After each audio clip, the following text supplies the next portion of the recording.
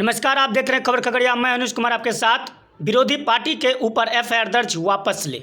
जी हां, इन दिनों लगातार पेट्रोल, डीजल, रसोई गैस की कीमतों में बेतहाशा वृद्धि के खिलाफ विरोधी पार्टी के द्वारा प्रदर्शन किया गया, जिसके बाद कई पार्टी के ऊपर खगड़िया जिला प्रशासन के द्वारा एफआईआर दर्ज किया गया। इसके एवज में आए खगड़िया के हेम सेक्युलर के जिला अध्यक्ष संजय यादव का बड़ा बयान। लोकतंत्र में शांतिपूर्ण से धरना प्रदर्शन एकमात्र हथियार है। पिछले दिनों भाजपा के सांसद राजीव प्रताप रूडी सैकड़ों एम्बुलेंस अनाधिकृत रूप से आवास के अंदर रखने का उजागर एवं सैकड़ों लाश नदी में तैरने का उजागर एवं उसकी जांच की मांग पूर्व सांसद पप्पू यादव के द्वारा आवाज़ उठाने पर सरकार के द्वारा जेल के सलाखों के अंदर कर दिया गया। जिस बातों को लेकर हम पार्टी के राष्ट्रीय अध्यक्ष बिहार के पूर्व मुख्यमंत्री जीतन राम मांझी भी खेद प्रकट किया था। बिहार में बढ़ती महंगाई, बेरोजगारी, लूट, हत्याकांड, बलात्कार, अफसरशाही के विरुद्ध लोकतांत्रिक तरीके से विरोधी पार्टी के द्वारा आवाज़ उठाया जाता है, लेकिन उनके ऊपर जिला प्रशासन के द्वारा कार्रवाई की जाती है और उसे जेल ठूस दिया जाता है। वहीं संजय यादव क्या कुछ करें, जरा सुन लीजिए।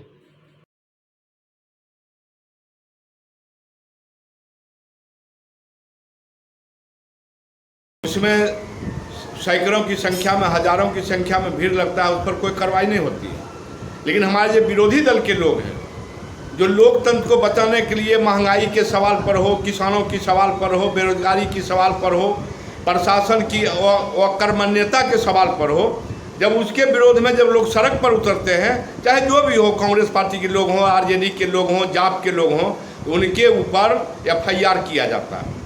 ये हम समझते हैं कि अघोषित रूप से इमरजेंसी इस राज्य में लग चुका है। अघोषित रूप से इमरजेंसी है। सरकार जो है अपने नाकामी को छिपाने के लिए, जो विरोधी दल के साथी हमारे रोड पर आते हैं तो उनको ऊपर जो है तरह तरह का प्रताड़ना और उनके ऊपर केस करके जो है उसको जेल में डालने का काम करता है। पिछले दिनों हम लोग देखे हैं, हम लोग एनडीए में हैं, एनडीए के साथी हम लोग हैं, लेकिन हमारे जो माननीय मंत्री आते हैं तो उस पर कोई प्रशासन का कार्रवाई नहीं होता है। लेकिन जब हमारे विरोधी दल के साथी जब आते हैं, हम समझते हैं कि लोकतंत्र में अगर विरोधी नहीं रहेगा तो लोकतंत्र नहीं चल सकेगा। विरोधी का मतलब है कि अगर सत्ता पक्ष के लोग बेकाबू हो रहे हैं तो उसको काबू में लाने के लिए विरोधी दल एक हथियार है। इसलिए हम जिला प्रशासन से मांग करते हैं कि शांतिपूर्ण तरीका से अगर हमारे विरोधी दल के साथी अगर अथी करें तो सरकार को वो बदनाम नहीं करें। इससे हमारी सरकार बदनाम हो रही है। उनके ऊपर एफआईआर नहीं हो, कोरोना का पालन करते हुए, दूरी का पालन करते हुए, मास्क का पालन करते हुए अगर हमारे साथी हमारे कुछ खामी के, हमारे सरकार के खामियों के विरुद्ध अगर सड़क पर आते हैं तो प्रशासन को उनके साथ भी अच्छा बर्ताव करना चाहिए।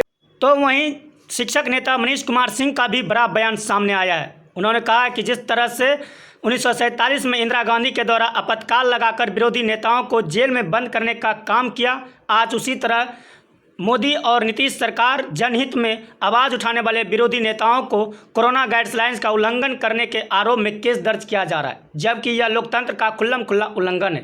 पिछले दिनों माननीय उच्च न्यायालय के न्यायाधीश महोदय के द्वारा भी बिहार सरकार पर टिप्पणी की गई थी। बिहार में सरकार नाम की कोई चीज़ नहीं है, प्रजा का राज नहीं बल्कि पुलिस का राज है। वहीं शिक्षक नेता मनीष कुमार सिंह क्या कुछ कर रहे हैं, जरा सुन लीजिए।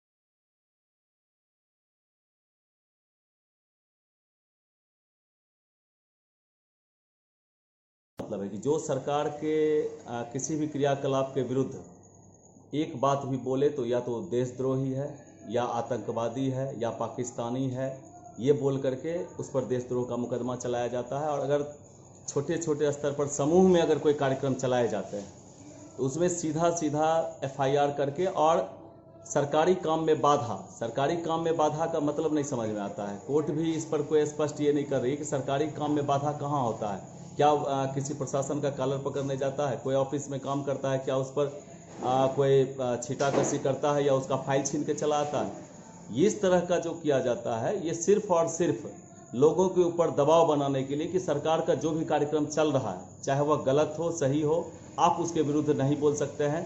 विपक्ष का कोई मतलब नहीं है। मैं पहले भी बोला हूं आपको कि ये सीधा सीधा अघोषित आपातकाल है। अभी कर रही है कि सरकारी काम में बाधा कहाँ होता है? क्या किसी प्रशासन का कॉलर पकड़ने जाता है? कोई ऑफिस में काम करता है, क्या उस पर कोई छीटाकशी करता है या उसका फाइल छीन के चला आता है?